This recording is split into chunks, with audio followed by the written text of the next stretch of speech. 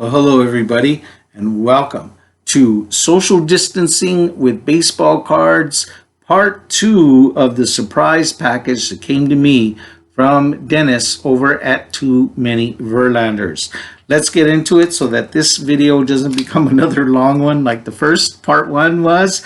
Here we go, starting off with Jesse Orosco. What's his claim to fame? He's the guy that lit a fire under Kirk Gibson's rear end, which Gibby already had a fire under his rear end. He didn't need any help, but this guy helped him out in spring training. I think it was the first day of spring training, 1988, and he put shoe black on the hat of Kirk Gibson that pissed the hell out of him, and Gibby chased him around the field, and it turned into a big situation of, I'm not here to play around.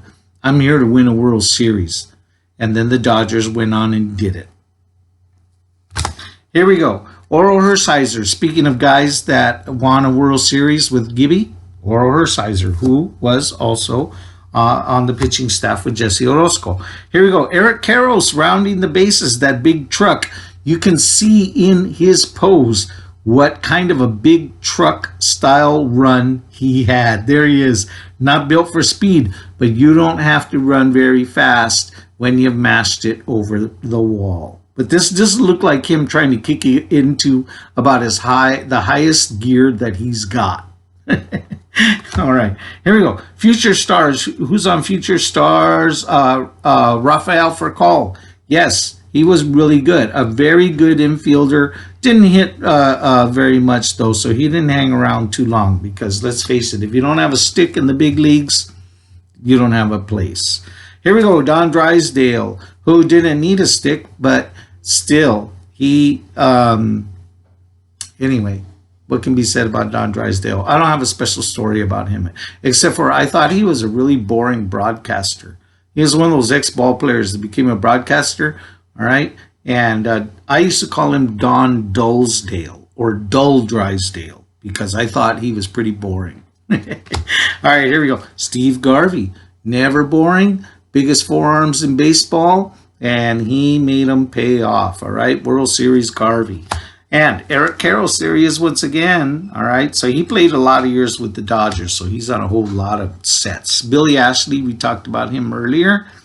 Here we go. Now that I look, I notice these are all from subset Team 2001.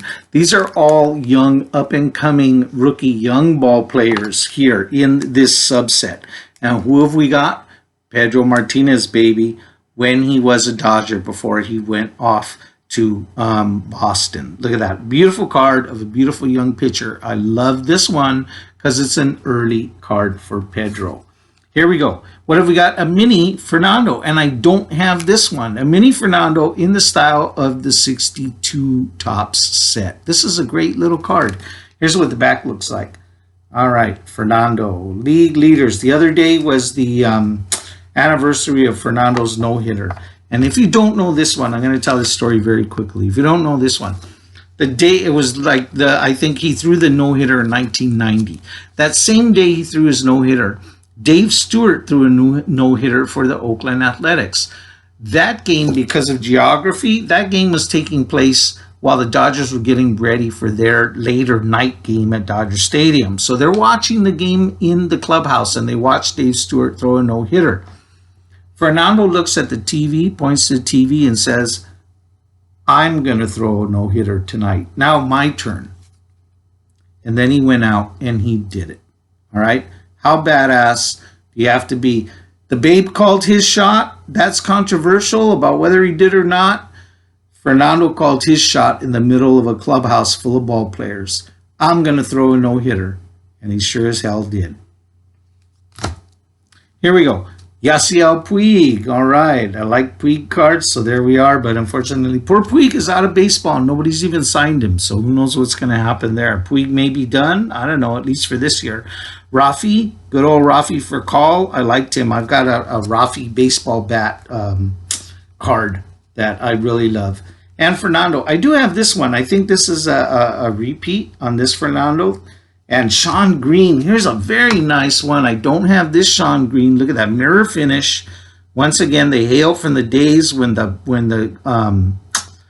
card companies really knew how to make and design beautiful cards. That's a nice one.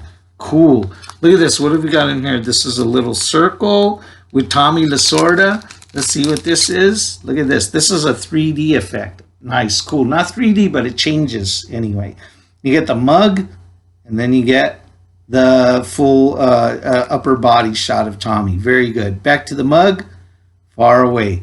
Very cool little, I don't know what these are. Sports discs. I don't have any of these, so this is the first one that I have. I like that. That's very fun. Sandy Koufax flashbacks. All right, I like that one too. That's cool. Okay, and here we go. What else? Here's a couple of special looking cards at the end of the package that he stuck in there for me. 150 years of professional baseball. Corey Seager with a Manu patch. That's cool. I like it. It's a beautiful looking patch. How does it relate to Corey Seager? Well, he plays in the MLB. I don't care that much because the patch itself is really nice. Look at that. That's great. Manu patch, Corey Seager, and besides, Corey Seager is a very good player. We were all looking for him to break out this year, but as we know, the season's very funky. Will they even play? I hope Corey Seager still has a good year. Here's another beautiful Manu patch. All-Star Game. Wow, look at this. Phillies All-Star Game, Jackie Robinson. Look at this card. How about this with Jackie on it? How awesome is that? Beautiful card. I love it. Thank you, Dennis. Thank you, man. Look at us. That's a sweet card, man. That's great. And finally, look at this. The most beautiful of all the Manu patches today. Look at this. A beautiful Dodger B for, the Duke, right?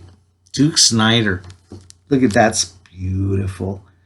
The Duke with the tools of the trade, with the big bats, and this beautiful, beautiful Brooklyn Manu patch. Man, that is sweet. I love that. Dennis, you packed in the note that Dennis sent me. He said, there's some lower end cards, some base cards. He kind of played it out to be modest. And, base cards are fun anyway. I like them. And then he said, but there are a couple of nice ones. And there sure were. And Dennis set it up so that the base cards were up in the front. And then the Manu patches, the special cards went, yeah, that's pretty good. To, oh, that's nicer.